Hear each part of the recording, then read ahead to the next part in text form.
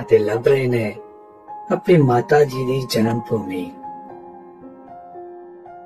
ਸਾਨੂੰ ਪਤਾ ਲੱਗਾ ਜਲੋਟਿਆਂ ਦੇ ਮਹੱਲੇ ਵਿੱਚ ਭਾਈ ਭੋਲਾ ਸਭ ਤੋਂ ਵੱਧ ਜਾਣਕਾਰੀ ਰੱਖਦਾ ਹੈ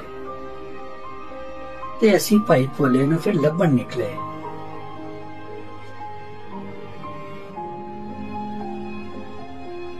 ਇਸ ਵਿਚਕਾਰ ਸਾਡੇ ਸਾਹਮਣੇ ਆਈ ਹਵੇਲੀ ਨੌਨੇਹਾਲ ਸਿੰਘ, ਜਿਹਦੇ ਬਾਹਰ government Victoria girls higher secondary school ਦਾ ਬੋਰਡ ਲੱਗਾ ਸੀ।